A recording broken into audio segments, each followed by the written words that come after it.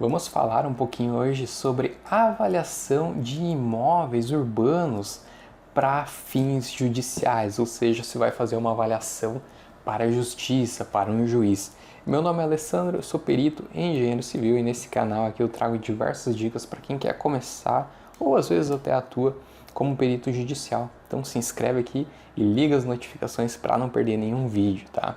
Então vamos lá, começando, da onde que surge essa demanda, né, para fazer a avaliação de imóveis para a justiça, né? Parece meio confuso, normalmente isso o corretor faz para fazer uma venda, né? Mas na justiça tem muita demanda para fazer a avaliação de imóveis, né? Na maioria das vezes há uma divergência, certo? Por exemplo, vamos supor que um vizinho, tá, ele tem lá o seu terreno e o outro vizinho tem outro terreno do lado. Aí tem um muro no meio. Em algum momento um vizinho fala que aquele muro está invadindo o seu terreno. Aí ele tenta conversar com o vizinho, mas infelizmente não tem acordo. O vizinho não quer demolir o muro, não quer indenizar ele, então ele vai abrir um processo judicial. No processo judicial vai ser chamado um perito, e é aqui que você entra, e esse perito ele tem que se certificar se aquele muro está realmente na divisa, ou está mais para cá, ou está mais para lá. Então, supondo que o vizinho que abriu o processo judicial falando que o muro estivesse invadindo o terreno dele estivesse certo, você como perito fez a topografia e certificou-se de que realmente o muro está invadindo. O que você vai fazer agora, né? O juiz pode também dizer para você fazer uma avaliação daquela faixa de terra que o vizinho invadiu para fazer a indenização para o outro vizinho caso o vizinho invasor não queira demolir o seu muro. E adivinha quem que vai fazer essa avaliação? Você, perito judicial avaliador também, tá?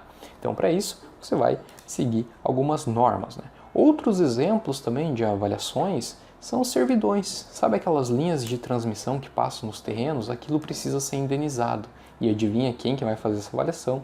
Você, perito, avaliador, engenheiro também, tá? Quais normas a gente utiliza então para fazer as avaliações de imóveis, né? Basicamente a gente vai utilizar três normas aqui, tá? A 14653 parte 1, que é a norma geral de avaliação de imóveis. Então ela vai passar ali algumas diretrizes e algumas recomendações para você avaliar imóveis, tanto urbanos quanto rurais. Aí, na 14653-2, ela é exclusiva para imóveis urbanos. Então, ela vai passar todas as diretrizes, regras e recomendações também para você fazer a avaliação de imóveis urbanos. Já a 14653, ela vai passar as diretrizes e regras para você fazer a avaliação de imóveis rurais. Lembrando que imóveis rurais ali é recomendável, então, que um engenheiro agrônomo faça essa avaliação, porque tem quesitos de parte de solo e tudo que o engenheiro civil, que é o meu caso, por exemplo, a gente está mais acostumado, tem uma compatibilidade de acordo com o nosso currículo para imóveis urbanos. Quando vamos para o rural, é importante o auxílio, pelo menos, de um engenheiro agrônomo, tá? Qual é o método, então, para fazer uma avaliação de imóvel urbano? O mais usado, que a norma 14653, parte 2, recomenda, é o método comparativo direto de dados de mercado, onde você vai pegar o imóvel que está sob avaliação e comparar com outros imóveis que foram vendidos, foram comprados na mesma região ou até mesmo imóveis em oferta. Tá? Então você vai fazer essa comparação de preços, que é o processo que a norma recomenda. Né? Como que faz esse comparativo? Você vai coletar as amostras, né? Então imóveis da mesma região você vai coletar dentro do teu lado, dentro da tua avaliação, vai fazer correções. Tá? Então, por exemplo, o imóvel que foi transacionado, não dá para você comparar de maneira direta com o imóvel em oferta. Tá? Normalmente a gente aplica um fator redutor da oferta, porque jeitinho brasileiro você sabe. Muitas vezes o comprador chega lá, você me faz um desconto à vista, né? Então a gente tem que corrigir os imóveis em oferta para dar mais semelhanças, como se fosse devidamente uma transação imobiliária. Tá? Feitas essas correções, você vai para o cálculo. No método comparativo direto de dados de mercado, tem dois tipos de cálculo. Tem o por inferência estatística e o método de tratamento de fatores. O que eu recomendo para você que vai fazer um laudo pericial é o método de inferência estatística. O método de fatores, muitas vezes ele traz alguns fatores que ficam muito ao encargo do perito arbitrar. E isso gera muitas impugnações por parte dos advogados. Já no tratamento de inferência estatística, é um método mais avançado, muito mais matemático, que é muito mais à prova de impugnações, e eu coloco isso entre aspas porque se você, por exemplo, tem um imóvel avaliado, como eu já mencionei, em 5 milhões por uma das partes e outra parte avaliou em 500 mil e você como perito avaliou em 1 milhão, ficou ruim para as duas partes, tá? Ficou o dobro do preço que uma parte queria pagar e 5 vezes mais barato que a outra parte queria receber.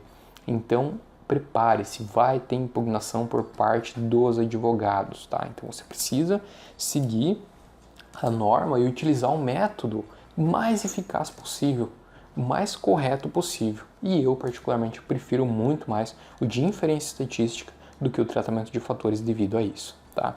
Imóvel avaliado, perito ainda no final tem uma margem, que a gente chama margem de arbitragem. Isso está lá, campo de arbítrio, campo de arbítrio é a margem ali que o perito, no final de sua avaliação, tem 15% para menos ou 15% para mais, você pode arbitrar o valor do imóvel. Isso porque, vamos supor que o imóvel tem alguma patologia ou outra que se encaixe naquele valor uma possível recuperação de uma parte da estrutura ou até mesmo um acabamento, fazer um acabamento por cima, caso não seja estrutural, né?